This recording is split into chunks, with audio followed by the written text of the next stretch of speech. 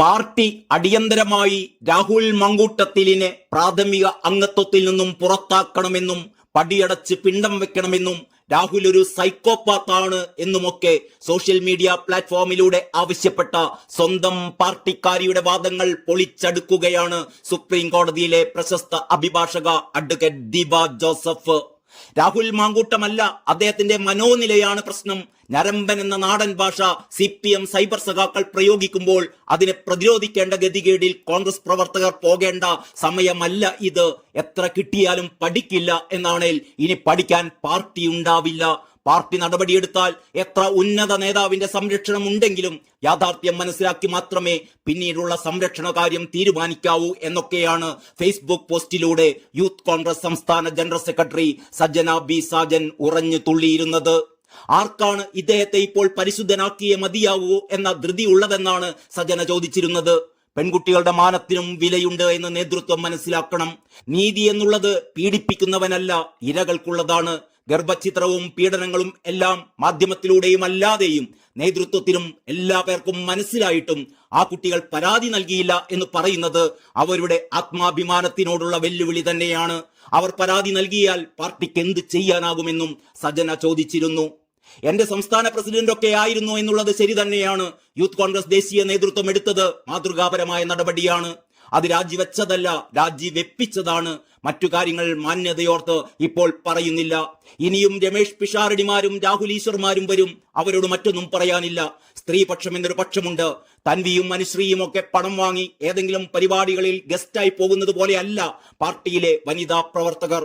സ്വല്പം ബുദ്ധിമുട്ടിയാണ് നമ്മളൊക്കെ ഇതിൽ നിൽക്കുന്നത്. പോലീസ് ലാത്തിചാർജും ജയിൽവാസവും സമരങ്ങളും ഒക്കെയായി മുന്നോട്ട് പോകുമ്പോൾ റീൽസാക്കി അത് പോസ്റ്റ് ചെയ്യാൻ PR സംവിധാനങ്ങളില്ലാത്ത പട്ടിണി പാവങ്ങളായവരൊക്കെ ഈ പാർട്ടിയിലുണ്ട്.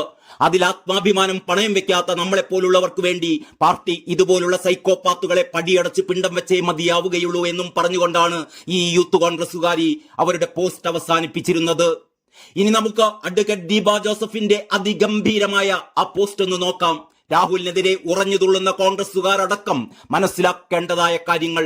യൂത്ത് കോൺഗ്രസുകാരി സജന ബി സാജന മാത്രമല്ല, രാഹുൽ മാങ്കൂട്ടത്തെ ഗോവിന്ദച്ചാമിയോട് ഉപമിച്ച കണ്ണൂരിലെ PP ദിവ്യയെയും തേച്ചൊട്ടിച്ചിരിക്കുകയാണ് അഡ്വക്കേറ്റ് ദീപ ജോസഫ് ഈ ഫേസ്ബുക്ക് കുറിപ്പിലൂടെ. സശ്രദ്ധം കേൾക്കണം, കേട്ടിരിക്കണം. അതിങ്ങനെയാണ്. പണ്ട് കേരളം ഭരിച്ച ഒരു മുഖ്യമന്ത്രി ഉണ്ടായിരുന്നു, പേര് ഉമ്മൻചാണ്ടി. സജന ബി സാജൻ അറിയുമോ എന്തോ? സരിത എന്നൊരു അഴിഞ്ഞാട്ടക്കാരിയെ കൂട്ടി ഉമ്മൻചാണ്ടിയെ സമൂഹ മധ്യത്തിൽ കരിവാരിത്തെ ചൊട്ടിച്ചപ്പോൾ ഇവളുമാരൊക്കെ എവിടെയായിരുന്നു? സതീശനും രമേശനുമൊക്കെ എവിടെയായിരുന്നു? ഗോവിന്ദച്ചാമിയെ തൂക്കിക്കൊല്ലാൻ എന്ന് പറഞ്ഞ അധികാരത്തിൽ വന്ന ഒരു പാർട്ടിയെ ഈ PP ദിവ്യ അറിയുമോ? നവീൻ ബാബുവിന്റെ വീട്ടിൽ ഒരു സ്ത്രീ വിധവയായും 2 പെൺകുട്ടികൾ അച്ഛനില്ലാതെയും നിൽപ്പുണ്ട്. അതിനുത്തരവാദിയായ PP ദിവ്യയാണോ കവലപ്രസംഗം നടത്തുന്നത് എന്നാണ് ദീപ ജോസഫ് ചോദിക്കുന്നത്. ആദ്യം പോയി പീഡനം എന്താണെന്ന് പഠിക്ക്, എന്നിട്ട് വാ പടിയടയ്ക്കാനും നടുക്കിരുത്താനുമൊക്കെ. ഒരു പുരുഷനെയും അനാവശ്യ കള്ളക്കഥകൾ മെനഞ്ഞ് പീഡനം കെട്ടിച്ചമച്ച് ആനയുടെ ഗർഭം പോലെ സീരിയലാക്കി കൊണ്ടുവന്ന് മാനം കെടുത്താൻ ഏതവൾ വന്നാലും ഏതറ്റം വരെ പോയാലും അമ്പലം വിഴുങ്ങിയ പോലെ ആവില്ല എന്നോർക്കണം.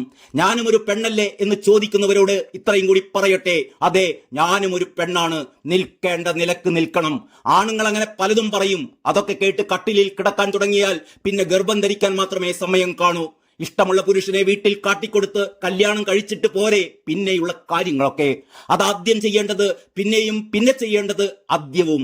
ഏത് ചെളിയിലും കാലുകുത്തിയാലും മുന്നിൽ കാണുന്ന വെള്ളത്തിൽ കാല് കഴുകി പുരുഷന്മാർ പോകും എന്നറിയാത്ത ഏത് പെണ്ണാണ് ഇന്നത്തെ കാലത്തുള്ളത്? ഒരു പെണ്ണിന് അവളുടെ മാനം എത്ര വിലപ്പെട്ടതാണെന്ന് അവൾക്കറിയില്ലേ? എന്നിട്ടും സോഷ്യൽ മീഡിയ വഴി നേടാവുന്നതാണോ ഗർഭത്തിന് ഉത്തരവാദിയെ? ഏതൊരു കൊച്ചു കുഞ്ഞിനും അറിയാമല്ലോ bad touch and good touch. ഇക്കഴിഞ്ഞ ദിവസം ഒരു കൊച്ചു പെൺകുട്ടിയെ ബലാത്സംഗം ചെയ്ത കേസിൽ കുറ്റക്കാരനെ അറസ്റ്റ് ചെയ്ത് ജീവപര്യന്തം തടവിന് വിധിക്കുകയുണ്ടായി. ആ കുഞ്ഞിനെ സപ്പോർട്ട് ചെയ്തപ്പോ അമ്മയും പെങ്ങളെയും തിരിച്ചറിയാത്ത കുറെ അവന്മാരെ ഞാൻ കണ്ടു. ഒരു കൊച്ചിന്റെ അതേ സാഹചര്യമാണോ പിൽസും കയ്യിൽ പിടിച്ച് ആണുങ്ങളുടെ കൂടെ കിടക്കാൻ പോകുന്ന പെണ്ണുങ്ങളുടേത്? പെണ്ണിന് ആർത്തവമുണ്ട് 28 ദിവസത്തിനുള്ളിൽ 5-8 വരെ ദിവസങ്ങളിൽ. അതനുസരിച്ച് ഒരു പെണ്ണിന് അവളുടെ ഓവുലേഷൻ അറിയാം. എന്ന് വെച്ചാൽ നീയൊക്കെ പീഡനം എന്ന് പറഞ്ഞ് തുള്ളുന്നത് പോലെയല്ല അവളുടെ കാര്യങ്ങൾ. അപ്പോ ഒരു ശരാശരി പെണ്ണ് അവളുടെ കാര്യത്തിൽ പൂർണ്ണ അറിവും വിവരവും ഉള്ളവൾ ആണെന്നർത്ഥം. അപ്പോ കൂടെ തുള്ളാൻ നിന്റെ ഒന്നും സഹായം ആവശ്യമില്ല. ഒരു പെണ്ണിന് പൂർണ്ണമായും അവളെ നോക്കാൻ അറിയണം. അവൾ അറിയാതെ, അവളുടെ സമ്മതമില്ലാതെ സംഭവിക്കുന്ന കാര്യങ്ങളെയാണ് പീഡനം എന്ന് പറയുന്നത്. ഓഡിയോ കേട്ടപ്പോൾ എടോ സുഹൃത്തെ എന്നാണ് പുരുഷൻ സംബോധന ചെയ്യുന്നത്. ഈ എഴുത്തു വായിക്കുന്ന ഏതെങ്കിലും പെണ്ണ്, അവൾ കാമുകിയോ ഭാര്യയോ പ്രണയിയോ ആവട്ടെ, കൂടെ കിടന്ന പുരുഷൻ, അവൾക്ക് ഗർഭമുണ്ടാക്കിയ പുരുഷൻ എപ്പോഴെങ്കിലും അവൾ ഗർഭിണിയാണെന്ന് പറയുമ്പോ സുഹൃത്തെ എന്നാവുമോ വിളിക്കുക? നിങ്ങൾക്കെല്ലാവർക്കും പ്രണയമുണ്ടാവുമല്ലോ. പറഞ്ഞേ, വെറുമൊരു സുഹൃത്തെ എന്ന് വിളിക്കണമെങ്കിൽ ആ ബന്ധത്തിന്റെ ആഴം നോക്കൂ. രാഹുൽ നല്ലവനാണെന്ന് ഞാനും പറയുന്നില്ല. പക്ഷേ ഇല വന്ന് മുള്ളയിൽ വീണാലും മുള്ളു വന്ന് ഇലയിൽ വീണാലും കേടാർക്കാണ് എന്ന് പെണ്ണ് സ്വയം ചിന്തിക്കണം. രോഗം വന്നിട്ട് ചികിത്സിക്കുന്നതിനും നല്ലത് രോഗം വരാതെ നോക്കുന്നതാണ്. ഗർഭമൊക്കെ കൂടെ നിൽക്കും എന്നുറപ്പുള്ള ഒരുത്തന്റെ താലി വീണതിന് ശേഷം, നമ്മൾ യൂറോപ്പിലൊന്നുമല്ല, കേരളം അതിപ്പോഴും അത്രക്കങ്ങ് പുരോഗതിയൊന്നും പ്രാപിച്ചിട്ടില്ല കേട്ടോ. കുറഞ്ഞപക്ഷം ഗർഭത്തിന്റെ കാര്യത്തിലെങ്കിലും. ആരോപണം ആർക്ക് നേരെയുമാവാം. സത്യത്തിൽ ചതി പറ്റിയ ഒരു പെൺകുട്ടിയും അവൾ കുടുംബത്തിൽ പിറന്നവളാണെങ്കിൽ സീരിയൽ കഥ പോലെ പ്രത്യക്ഷപ്പെടില്ല. അവൾ നേരിട്ട് എപ്പോഴേ കേസ് കൊടുത്തിട്ടുണ്ടാവും. ഏത് വിധേനയും നീതി തേടിയിട്ടുണ്ടാവും. കാരണം തന്റെ മാനത്തിന് ഭംഗം വരാൻ ഒരു നല്ല പെൺകുട്ടിയും ഒരിക്കലും സമ്മതിക്കില്ല. ഇക്കാര്യം ഒരു പെണ്ണിനേക്കാൾ കൂടുതൽ ഇവിടെ കുരയ്ക്കുന്നവർക്ക് എങ്ങനെ അറിയാം? നോ എന്ന് പറയാൻ ഏതൊരു പെണ്ണും പഠിക്കണം. അല്ലാത്ത പക്ഷം സോഷ്യൽ മീഡിയയിൽ ഇതുപോലെ കരഞ്ഞ് ജീവിതം തീർക്കേണ്ടി വരും. നിങ്ങളുടെ വെപ്രാളം കാണുമ്പോൾ തോന്നും, എവിടെയോ മറഞ്ഞിരുന്ന് തന്റെ ഗർഭത്തെയോർത്ത് വിലപിക്കുന്ന ഒരു പെണ്ണിന്റെ കേസാണ് കേരളം നേരിടുന്ന ഇന്നത്തെ ഏറ്റവും വലിയ പ്രോബ്ലം എന്ന്. നാണമില്ലേ സാംസ്കാരിക നായകന്മാർക്ക് എന്നാണ് ദീപ ചോദിക്കുന്നത്. ഇതിനു മുമ്പ് സ്വപ്ന എന്നൊരു സ്ത്രീ ഇതുപോലെ കരഞ്ഞിട്ട് നമ്മൾ ആരും മുന്നോട്ട് വന്നില്ലല്ലോ. അതെന്താ? അതിൽ തെളിവുകൾ ഉണ്ടായിരുന്നു. അവൾക്ക് നീതി മേടിച്ചു കൊടുക്കാൻ തോന്നിയില്ല. കാരണം അതൊരു ഇലക്ഷൻ സമയം ആയിരുന്നില്ല. എന്റെ ബിരുദം തപ്പേണ്ട, എന്റെ ജോലിയും വേഷവും കുടുംബവും പറഞ്ഞ് സമയം കളയണ്ട. ഒരു പെണ്ണിന് പറയാൻ ഉള്ളത് പറഞ്ഞു, അത്രമാത്രം. ഹോട്ടലിൽ സോഡ കുടിക്കാൻ പോയാൽ മതി. പക്ഷേ പുരുഷൻ വിളിക്കുന്നിടത്ത് പിൽസുമായി പോകുന്ന പെണ്ണിന്റെ ഉദ്ദേശമൊക്കെ വേറെയാണ്. അതിന് അവൾ തന്നെ മറുപടി പറയേണ്ടി വരും. മാതാപിതാക്കൾ പോലും ഉത്തരവാദിയാവില്ല. Advocate Deepa Joseph. ഇത്രയുമാണ് ദീപ ജോസഫിന്റെ ആ ഫേസ്ബുക്ക് പോസ്റ്റ്. ഇത് കേട്ടിട്ട് നിങ്ങൾക്ക് എന്ത് തോന്നുന്നു?